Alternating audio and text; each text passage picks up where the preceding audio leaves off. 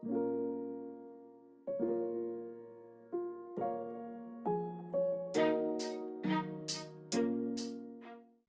so this will be the third and last lecture out of chapter 20. So in my opinion, this is one of the easier chapters this semester. So in this chapter, in this lecture, we'll look at the reactions that carboxylic acids undergo. Okay, so we looked at this in the last lecture. So one of the most fundamental reactions is they are acids. So if you react them with a base,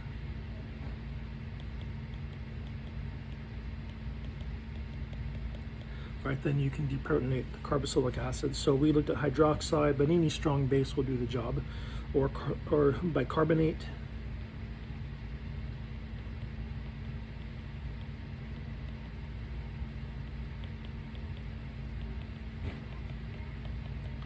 Right, which would make the sodium salt of the carboxylic acid, and carbonic acid, which could decompose to H2O and CO2 gas.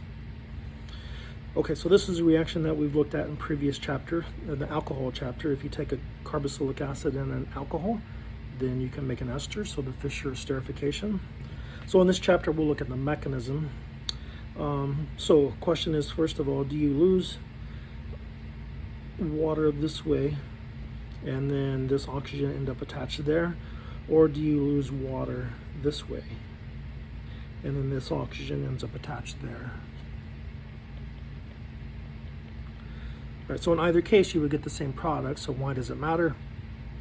Well, an organic chemist likes to know how a mechanism works so that they could tweak the reaction and try to improve on it or try to discover new reactions. So if we want to figure out how this mechanism works and how do you lose water in this reaction, one way that organic chemists use that is to use labels, isotope labels. So the main isotope of oxygen in nature is oxygen 16. So it's got 8 protons, 8 neutrons, and 8 electrons. But you can have an oxygen 18 isotope. So that would be 8. So that would have 8 protons, 10 neutrons, and 8 electrons. So if we take an oxygen 18 labeled methanol molecule and then see where that isotope ends up at. So if you lost water this way and that oxygen ended up attached to this carbon-oxygen double bond, then the oxygen 18 isotope would end up in the ester. Or if you lost water this way and that was the oxygen that ended up attached to carbon, then the isotope would end up in the water molecule. Right, so if you just do this reaction with oxygen 18 labeled methanol and figure out where the oxygen 18 ends up at, then that gives you a clue as to how the mechanism worked. Okay, so this is how the mechanism works. So the way it works is like this. The oxygen 18 ends up in the ester and not in the water molecule that comes off. So this is the mechanism. So first thing is you protonate the oxygen of the carboxylic acid, and then the alcohol attacks. So attack the carbon-oxygen double bond, which is partial positive, and break the double bond. And then we're going to lose the hydrogen from the methanol molecule. All right, so now we have that tetrahedral intermediate.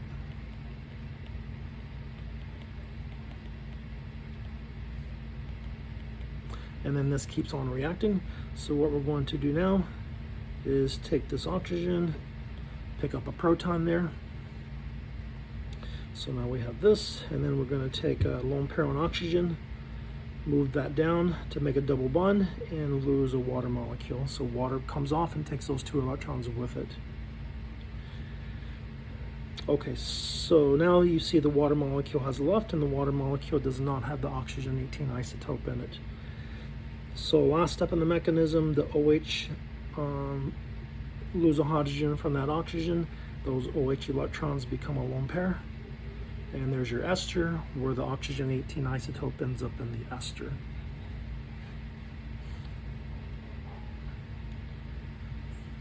Okay, so you should be able to do a couple of things here. Just look at the carboxylic acid and alcohol and be able to predict the product, or know how that mechanism works. And again, it's another long mechanism. But if you just learn how to predict the product, that'll take you a long ways in organic chemistry, right? So carboxylic acid, alcohol should make an ester. And so the way that works is that OH and that hydrogen make water, and then this oxygen ends up attached to there.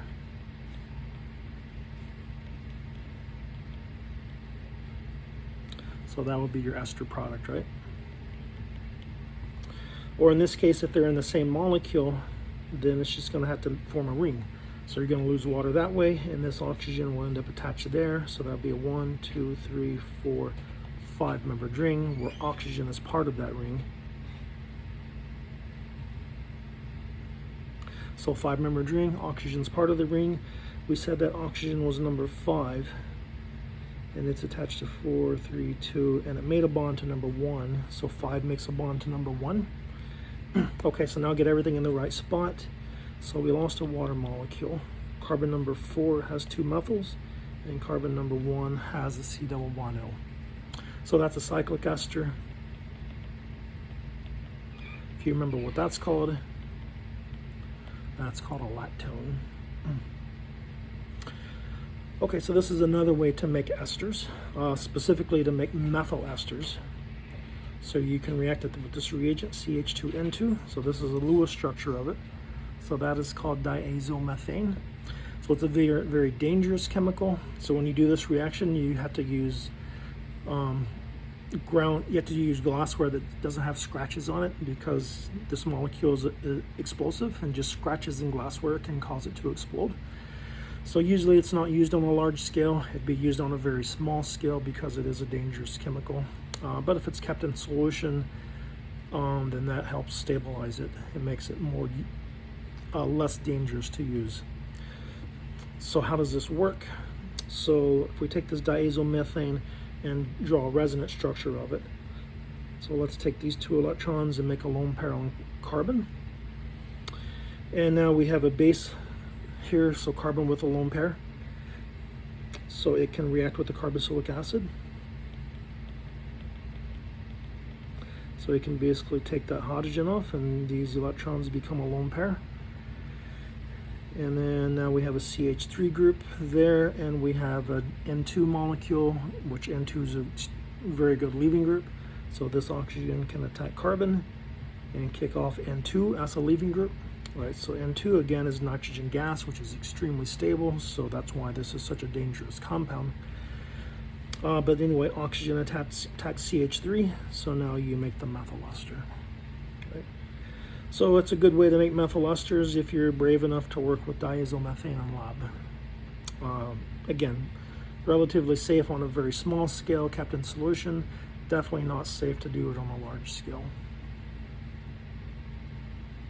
Okay, so similar to the Fischer esterification, if this was an amine instead of an alcohol, then you can make amides. So same basic concept. If you have a carboxylic acid and an amine, then you can lose water molecule, and then nitrogen ends up attached to that carbon. Same mechanism as if it were a Fischer esterification.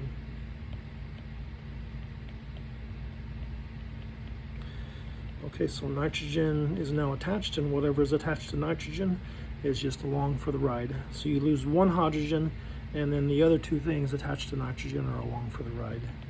And so now you make an amide. And if they happen to be in the same molecule, then similar to making a lactone, right, you can lose a water molecule, and then nitrogen ends up attached to that carbon. That's not the mechanism, that's just a way to think about predicting the product. So if I ask you for the mechanism, you would do all of this. Instead of having an alcohol here, you would have an amine there, right? So erase oxygen and write nitrogen there, and same basic mechanism. Okay, so but this is a useful way to think about the product, right? So lose a water molecule, attach nitrogen to that carbon, so that's going to be a 1, 2, 3, 4, 5, 6-membered ring, where nitrogen will be part of that ring. So we draw a 6-membered ring, nitrogen's part of it. We said nitrogen was atom number 6. So 5, 4, 3, 2, 1. Doesn't matter which way you go, clockwise or counterclockwise when you number. It's just once you put the numbers there, now you have to get everything in the right spot. So nitrogen is number 6. It has a CH3 attached to it. 5 has a CH3, and 1 has a C double bond O, and 1 lost the OH, and because that became a water molecule, right? So now you have a cyclic amide.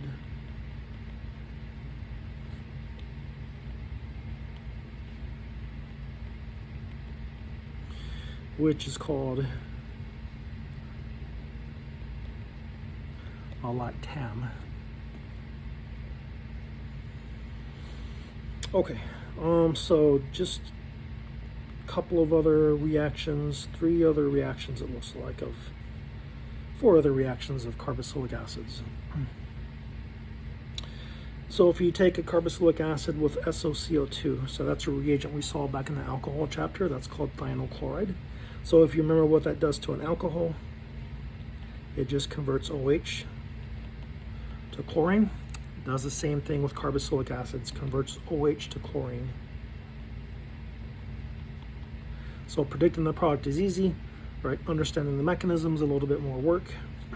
So basically take a lone pair on oxygen, make a bond to sulfur, kick off for chlorine, and then lose a hydrogen from that oxygen of the carboxylic acid. So now you make this, which is not stable, and that reacts with CO minus. So CO minus attacks. These electrons go up to make a lone pair. So now you make this tetrahedral intermediate, and then that's not stable. So remake your carbon oxygen double bond. These electrons go there to make a SO double bond. So you're making SO2 gas in the process, and then CO minus comes off. And you had an H here, so the H and Cl make a HCl gas, and SO2 gas, and you make your acid chloride. So this reaction is very thermodynamically favored. Why so? Because you start with 2 molecules, and then you make 3 molecules. And 2 of those molecules happen to be gases. So that's very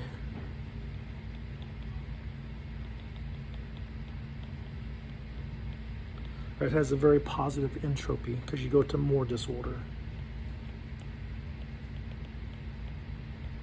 So it's a very favorable reaction, a very easy reaction to do. Just mix the 2 together at room temperature, wait a little bit, and you have your acid chloride. Okay, so again, predicting the product is easy if you recognize the recipe: carboxylic acid, SOCO2. All right, all you got to do is convert the OH to chlorine. So this is a reaction we've looked at before. If you react a carboxylic acid with lithium aluminum hydride, so this is a reducing agent, so that's going to reduce the carboxylic acid all the way to the primary alcohol, where this oxygen comes off, basically bonded. Aluminum makes very strong bonds to oxygen. Okay, if you take a carboxylic acid with a lithium, organolithium reagent, so that's partial negative, that's partial positive, that's partial positive. What is this partial negative carbon going to do first? It's going to do an acid-base reaction and take off the acidic hydrogen of the carboxylic acid.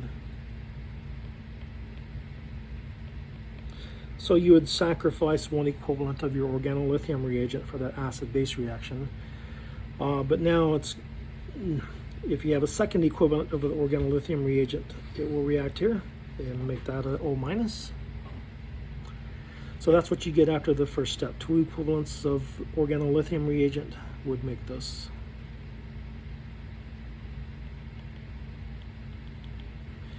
Okay, so now you take that and react it with acid, so a dilute acid, that's just going to protonate. So you would need 2 equivalents of acid. Right, so now you have 2 OHs on the same carbon.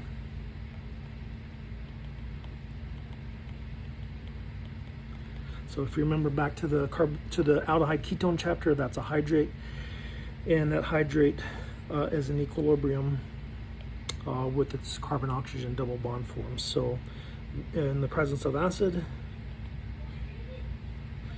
right, one of those OHs is going to be protonated, And then you can remake a carbon-oxygen double bond, kick off a water molecule, and then lose the hydrogen from oxygen.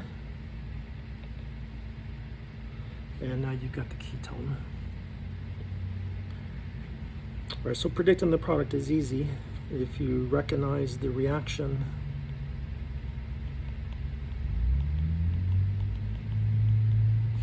So if we did this,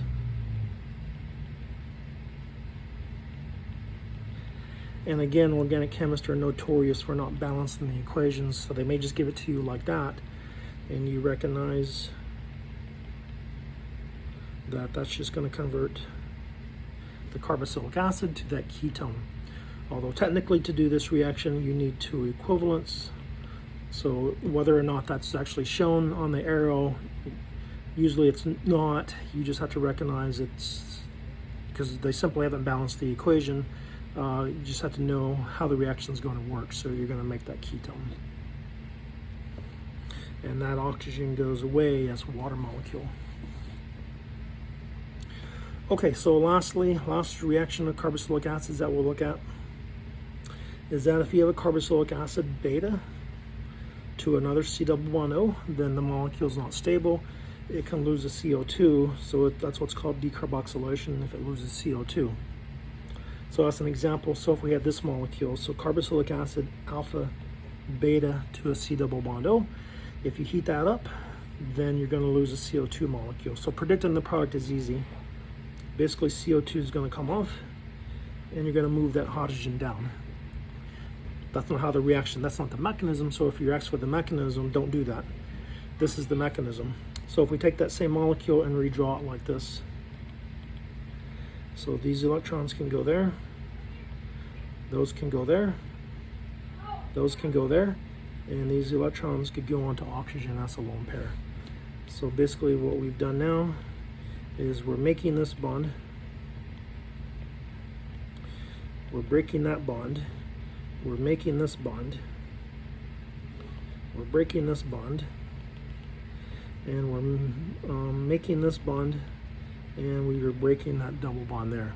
So it goes through this 1, 2, 3, 4, 5, 6-membered cyclic transition state where all of the bonds are making and breaking at the same time. So when you finish making and breaking those bonds, you get this.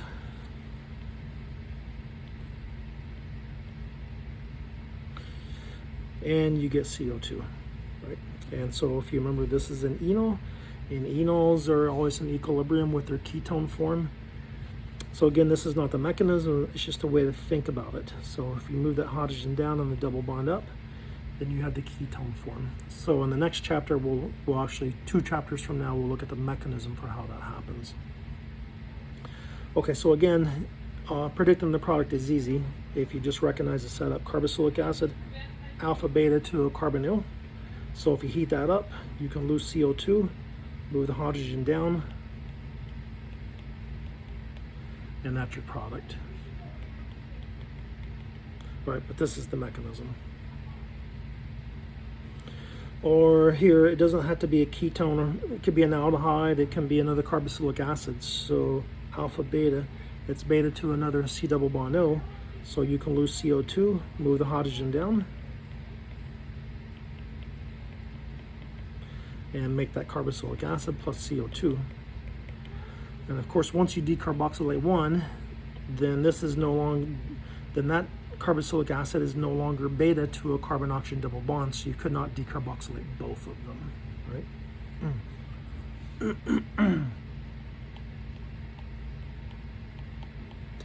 But if you had a molecule like this, so let's see, let's take this molecule. So if you heat that, so this is alpha beta, so this is beta to a carbon-oxygen double bond, alpha beta, this is beta to a carbon-oxygen double bond, so this is alpha beta, this one is not. So you can't decarboxylate this one.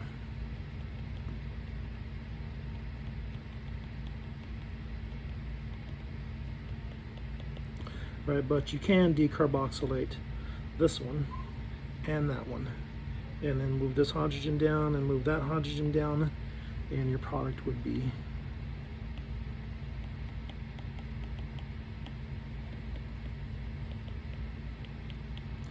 right, that organic molecule plus 2 moles of CO2, or 2 molecules of CO2.